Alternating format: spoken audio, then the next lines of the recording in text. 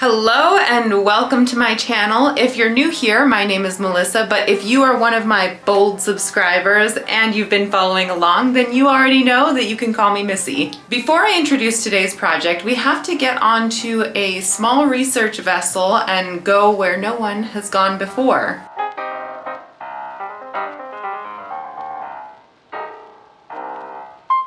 Officer Fillett's log, potato date 156 by .2. I approach a primitive planet in a small research vessel. My mission is to gather data about life on this planet. Computer, prepare to probe planet. Preparing unobtrusive observation ray. Ready to collect data. Collect data, audio, visual, and molecular on all life forms on the planet. Engaging observation ray. Data collection complete. Unable to collect complete data set due to upper atmospheric disturbances. Computer, is it possible to send a probe through interference? It is possible to send a mechanical probe through atmospheric interference to planet's surface. Computer, save all information to data drive. Audio and visual? Yes. Computer, plot a course back to the ship. Plotting course. So now that I'm back in my lab, I need to go ahead and use the data that I've collected to make some kind of encasement for the probe so that I can collect more information about this little planet that we've chosen to research. The data from the little planet was corrupted and incomplete, so this is what we'll be basing our design on. It is the most complete data set we were able to get. Okay, Star Trek stuff aside, the reality is that the design is based on an idea my son had, and the project will be a birthday gift for him. The design is his own version of a Sandslash, so my first step was to verify the design with him. Claw. Claw. Curved claw. Yep. Okay. Because I wanted this to be kind of Claw. based like a velociraptor. Are these claws going to be white, black? They're gonna be, it's gonna be red. These ones here and the bottom, the toes? Yes. And then all of these are going to have this kind of jewel shape. Ooh, that actually looks good. The diamond shapes for the back spikes look good, but for the front spikes don't look as good. Got it? Got it. Just a compliment on your design. Thank you. Glad with the decision I made with that red. This is kind of exciting just looking at the drawing. If like watching this, they might be tempted to just make a Sandslash suit look like this, and then and also maybe a Sandslash Pokemon card, which is this, which has this, and the Sandslash stuffed animal. If Amazon's watching this, don't copy. Does that look cool? Yeah. This looks too good. And from watching. All right. Doom. That's Doom. What? Doom. After I felt like I understood the overall outward appearance, I went ahead and started breaking it down into shapes, particularly the shapes that I would need to be making for the stuffed animal, and also conceptualizing what some of the seams might end up looking like on that stuffed animal. Basically, this step just helped my brain to turn it from 2 dimensions to 3 dimensions. I'm ready to cut out some foam. We were at Joanne Fabrics and we found this block of foam. We didn't even need to get it cut. It was already this size, so we just went ahead and we're like, hey, perfect size for us. So I said that, not you. So I've already drawn in pencil, but I'm gonna go ahead and draw it with this marker so that I can see it better, and then also you will be able to see it better. So that's kind of gonna be the shape of the body. This is where the neck is gonna be. I'm gonna start carving. I've never done anything like this before, so I have no idea how this is gonna turn out. Here it goes. During this process, I also picked up some chewing gum, and without thinking, I popped some in my mouth throughout this process. So throughout this video, far too often, I am chewing gum. I hope it doesn't bother you too much, but it bothered me while I was editing, so I do apologize. Here I have my foam shape. It is not the same shape on both sides, but I think that's okay because it still needs to be rounded out. I am going to eyeball where the middle is. That's the neck, then it goes. I've got a bit of a guy here, and he's gonna stay kind of round. That looks like kind of a long tail, but I think that when all of the body has been shaped, it will look smaller. I think that's a regular Sandslash size tail. You think so? Yeah. The only thing that's missing is the head. So now I need to cut it so it's roughly this shape from the front, and then we'll round it out, I guess.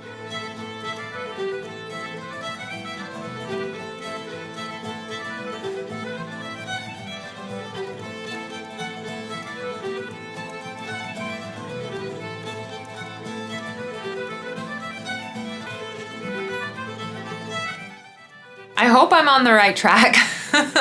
I think you are. The boss thinks I'm on the right track, so let's just keep going. I'm kind of worried that my blade isn't up to the job. It's getting really hard to cut now. Let's just keep going. I did try wiping off the blades, and this did seem to help over and over again as it continued to get worse and then better. I think that just the foam particles were gumming up the system as the blades needed to be rubbing together. All right, I think we've got a cute kind of body shape. And since I was happy with the body shape, I went ahead and moved on to the head shape. This was again just about the same basic process that I used for the body.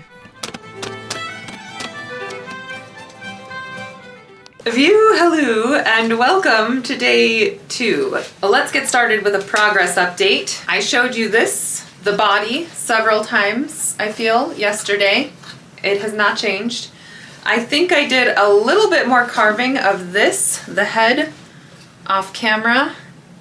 Here they are together. I'm not sure that the head is the right size for the body. I think that the head's a perfect size. But he thinks it's the perfect size, so we're gonna go with that. I do need to carve legs and arms. Then, once I have all of the limbs carved, I will be able to move on to covering it with fabric. The other piece of progress information that I have to share with you is the fact that this came today. What is this? It looks like a cardboard box. This is resin. The spikes on the back are going to be made with this. I'm hoping to make the claws for the hands and for the feet out of resin as well, but I'll have to make custom molds for that, and I have no idea how I'm going to go about doing that. And so I better get working.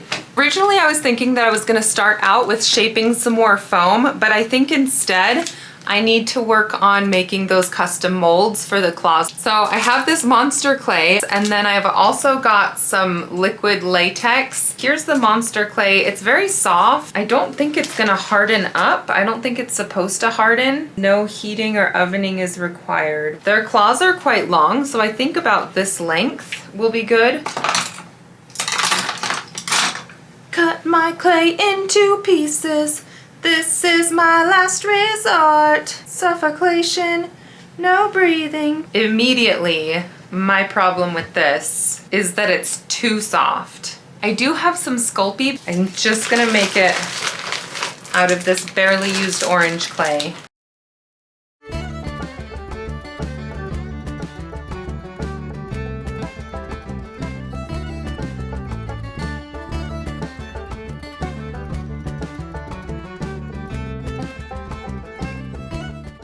Okay, so this puppy needs to be in the oven for about 30 minutes, I think.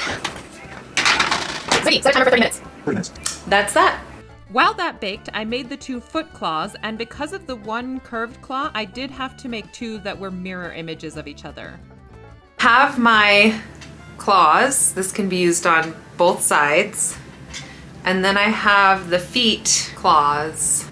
And I need to make molds of these. So I know I had said that I was going to use this liquid latex to make my molds, but it's not going to be very structured. And it needs to be at least somewhat structured. It needs to hold some shape. I was discussing it with my husband and he suggested using just some silicone. I'm pretty sure that we have just like a tube of silicone caulk downstairs somewhere. So I think I'm gonna go ahead and use that. Clearly I don't really know what I'm doing here, but I think what I need first is to make some kind of a container for these guys. Using the trash you see in front of me, I made 2 containers, one long and thin, one short and wide, and I then filled the boxes with caulk, rubbed this hair conditioner on the claws that I'd made, and then stuck them in the molds. Now I just have to wait for all that to dry and hope that it doesn't stick in the mold. In the meantime, I can keep working on foam shaping because I still, like I said, I still need to do the arms and the legs. Oh, it's not plugged in.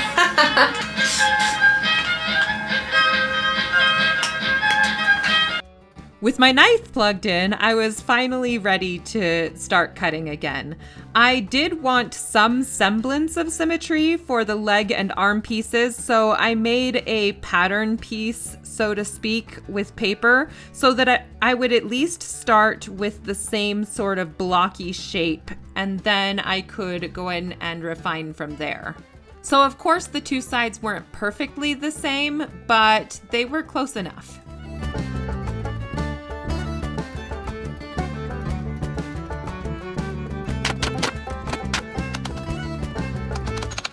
As you can see, it's day 3. Time for a progress update. First, these molds that I've been trying to make, still very much not fully dried.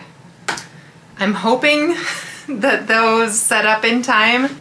I still have not gotten my molds from Amazon, so we still can't do resin. In the meantime, I did finish carving this guy out. I decided, looking at kind of like the angles, to change the angle of the head. There's the little leg, there's the head, and there's a little foot. Isn't that cute? And then we've got the arms. I think I might need to shorten the upper part of the arms. There's a little arm. So yeah, all of the body pieces are done. I need to make some patterns and cut them out. Try as I might, it's not symmetrical. I think I'm still gonna make the pattern symmetrical. I have some quilt batting, and additionally it's squishy, so like I hope that it's just going to like squish and fill out. So I need to get to work making a pattern so that I can cover this guy with some fabric. This is the black fabric that we are going to use to cover the most of the body. My son saw this animal as being more scaly than fuzzy. So even though when I went into this project, I fully expected to go buy some fur, this was a lot cheaper, so that was nice. So I've got my work cut out for me and I just need to get to it. Let's go. And thus I began covering the little guy with masking tape. I was able to use some larger chunks of tape on the larger body piece, but I did have to use smaller pieces of tape on other smaller parts of it, partially because of all of the rounded shapes. I did the main body and the head first, and then once I was done with those, I went ahead and started drawing on lines to where I thought that I would probably need to have some seams. Some of the seams needed to happen because different fabrics were going to be used, and others were just kind of an approximation about where I would need to cut in order to make the whole thing fit together. When those were done, I set them aside and began working on a leg piece. But as I was working on this, I started to think about how it would be nice to make some articulating parts, so making the arms and legs move. But I had no idea how to do that. So I went ahead and pulled up a YouTube video, which I sort of watched and sort of listened to while I turned the leg into a blue potato. While I didn't end up using the instructions on the video exactly, it did give me a good idea on how I could make articulating limbs. So I'm going to go ahead and link their video in the description below. Before cutting the pieces off of my guy, I went ahead and drew some registration marks for where the pieces would need to meet up, and then pulled them off and stuck them on the paper. The nice thing about the masking tape is that it was sticky enough to stick to the paper well enough, but it also had enough release that I could pull up those pieces in case I needed to make adjustments. My molds are here. I was thinking about it after I had ordered them, and I was kind of scared that they were going to be too small for the project. But looking at them, I think that they're going to be the perfect size. So they're going to go to about here, which I think looks like a pretty good size for a Sandslash. So I'm going to need to do several rows of these. So it's probably gonna take me a while to get all of these poured and set up and ready for me to put them in the project. So I probably should get started on that. I decided, using nothing more than vague estimations, that I would need 4 crystals of each color to cover the back of our little guy. So, with 6 molds, this meant that I could mix and pour all of my reds, then add some yellow and pour 2 orange crystals. Which is what I did, but we'll get back to that later. I came back to my patterns and added about 1/4 of an inch to each of my pattern pieces. As you can see, my precision with this was that of eyeballing it. And when I was done with the pencil, I just went in with marker to clean everything up and make it more visible.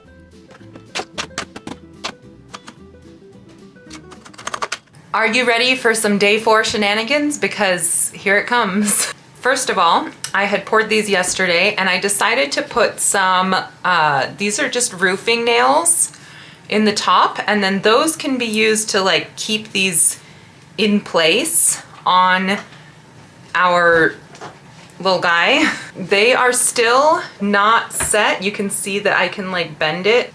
Update on the molds to make the hand and foot claws. They're still very squishy around the edges. I don't know how clean and nice these are going to turn out as molds even when they do set. So I might need to plan for a plan B. I do still have work to do, which is cut out all of these, my pattern pieces. And I have this mock-up fabric, and we're going to see how this puppy fits together. That's a lot to do, so let's get to work.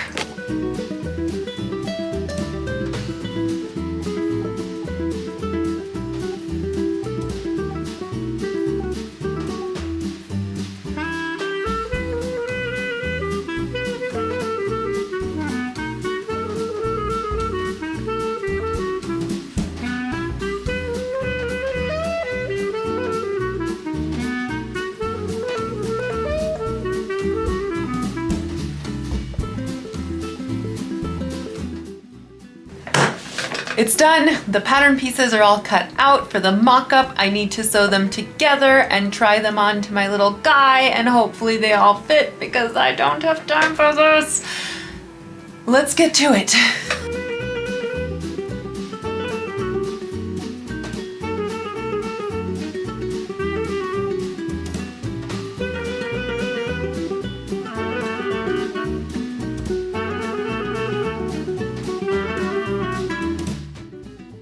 Okay, that looks a little rough, but it fits. And of course, I was justifiably surprised that the pieces fit together because, as you saw, I eyeballed the seam allowance. I demolded the little crystal guys that I put in yesterday. There seems to have been a bubble at the very bottom of the molds, but my child was rather disappointed that these are not translucent. He really wants them to be translucent, which means that you'll be able to see the little nail in there. Additionally, you can see there's some texture. There was bubbling all along the end. Hopefully there's not as much bubbling in the other ones, but I mixed it very thoroughly, but it did introduce some bubbles. An update on these. I don't think these are going to dry. This is like almost completely wet. I pulled it out because I'm feeling impatient now. I don't know that it would make a good mold anyways. And part of me is wondering if it might not just be worth it to make them out of Sculpey. So those are my failures so far. But my success is that I made a mock-up. This isn't fully sewn together. And look, he looks like a little Sandslash. You just imagine like the claws that come down this far. His little foot. But it fits. I think it looks pretty good. And the shapes are shaping, so I am excited.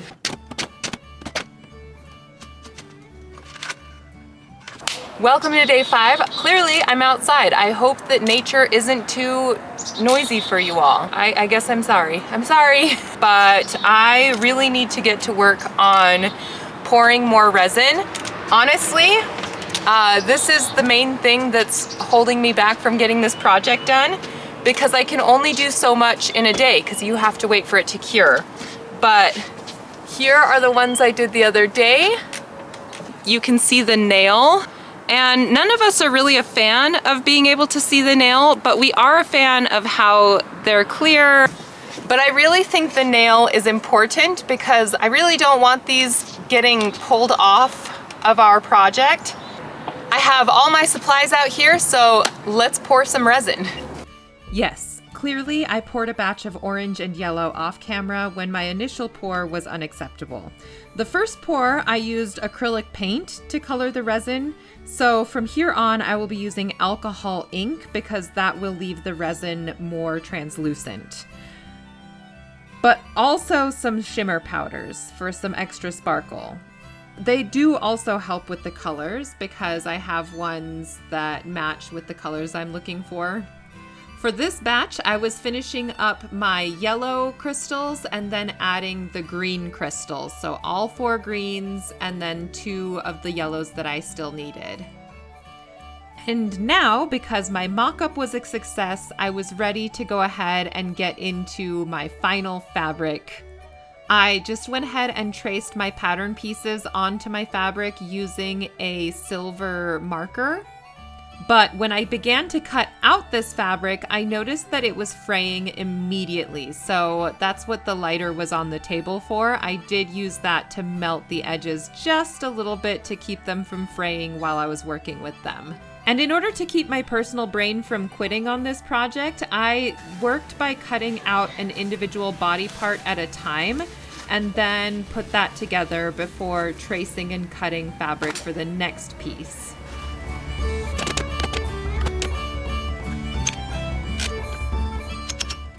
I normally try to keep my projects down to 5 days, but with the resin, that just wasn't possible, so I had to keep going.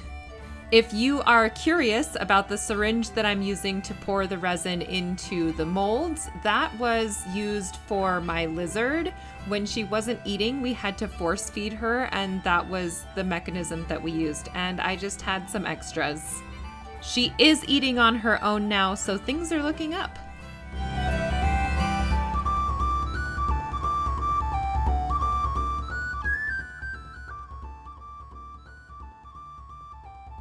It's been a minute since I filmed, but I have a progress update. I have all of my pieces cut out, sewn together, more or less.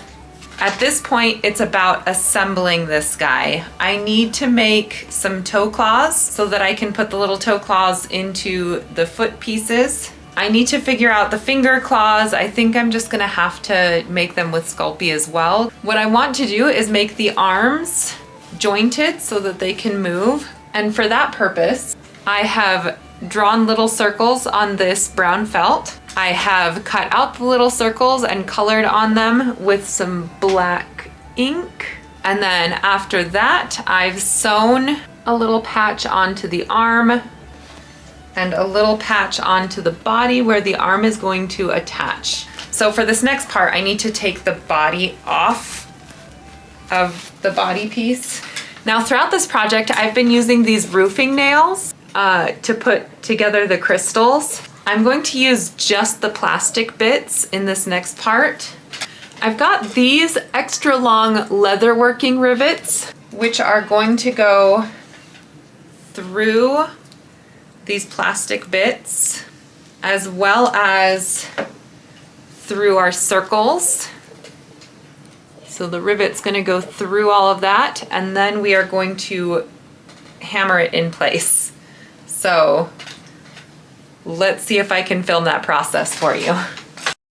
Spoiler alert, I was able to film the process for you. I began by poking a little hole through my felt pieces, which made it much easier to then poke the rivet shank through the holes. And from there, the process went basically the way that I thought that it would go. So hooray for one of my plans working out the way that I hoped it would on the first try. Once I had all of the pieces together, I needed to hammer it in place. So I put the little mini anvil piece into the sleeve arm section so that that would kind of cushion the bottom edge of the rivet, and then use the tool to pound it down. Okay, now these arms look great. The legs, however, I have a magnet in there that I'm using to test, and it's just not attached firmly enough. So I'm just going to sew it in place, and there won't be any adjustability there. And so by hand, I fully encased the forbidden black potato in its fabric sheath, and then I was able to attach it to the body, again hand stitching around that edge that I had designed to sit up against the body. With that done, I wanted to attach the little feet, but before I could do that, I needed little feet claws to put inside the feet.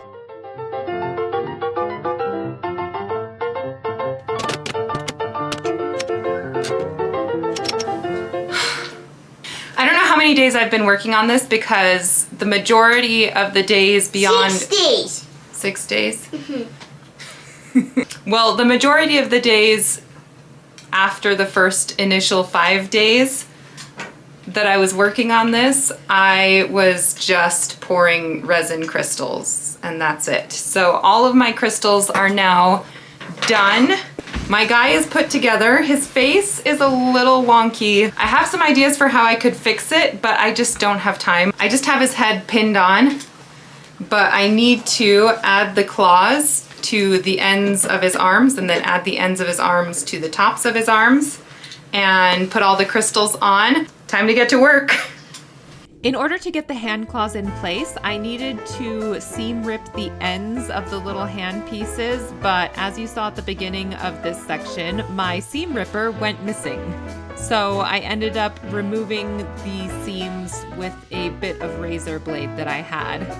When I had a space opened up at the ends that were enough to fit the claws through, I went ahead and pushed them in, and then I hand stitched around the edges of the fabric there so that it would be finished off nicely and we wouldn't get any fraying.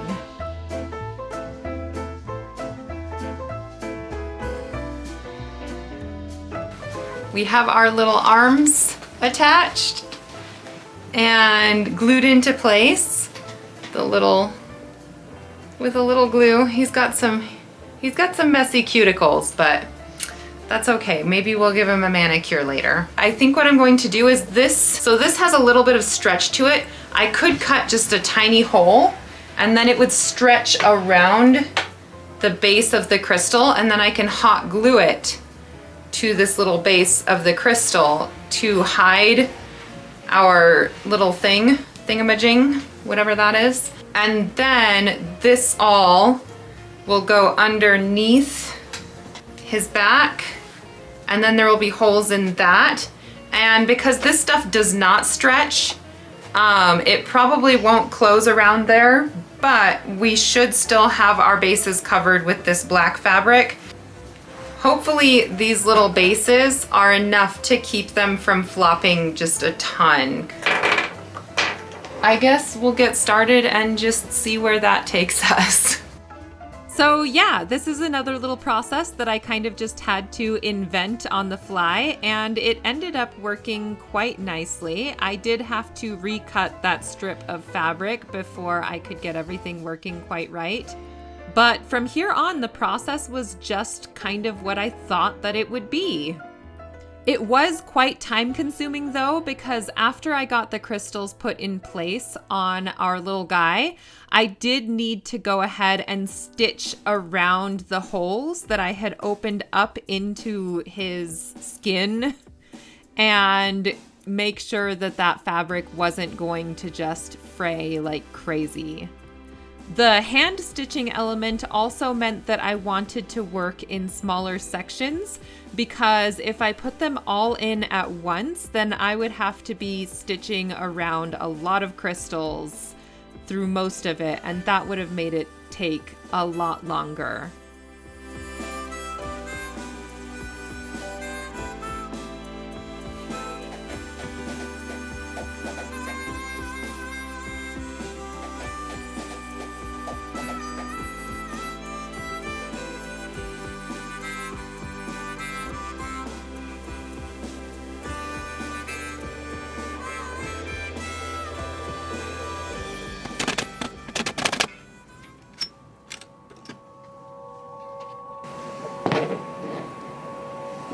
Computer, prepare to beam probe to the planet. Transporter ready to beam.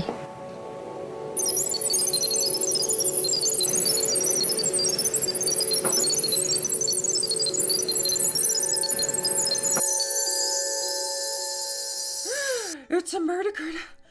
A Sandslash.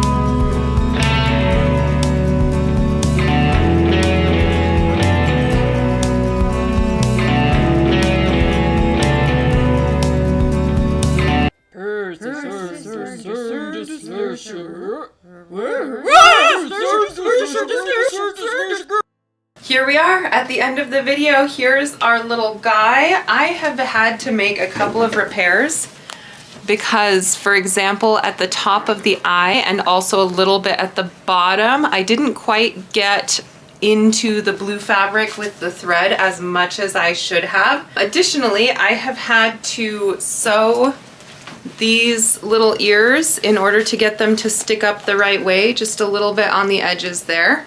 We all wish that the tail was longer. Looking back, I can see that Sandslash is designed with a longer tail. I probably should have done more research before getting started, but I thought that I had in my brain already a concept of the shape of this creature. That was my bad. Despite his flaws, my son does seem to really love him. He keeps him in a special place in his room because he doesn't want anybody else to play with it without permission. I also think he could be improved by maybe just a little sandbag in the belly portion just to help balance him out so that he's not so back heavy.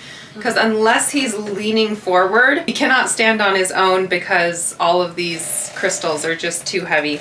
Overall, for the first little stuffed animal guy that I've ever made, I'm really astonished by how well he turned out.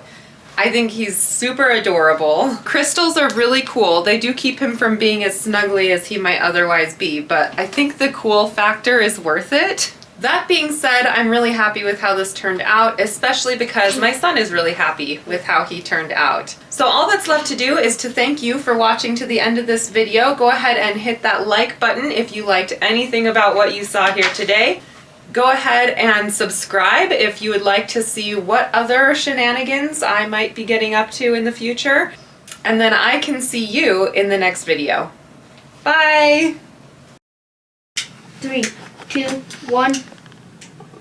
It's already on.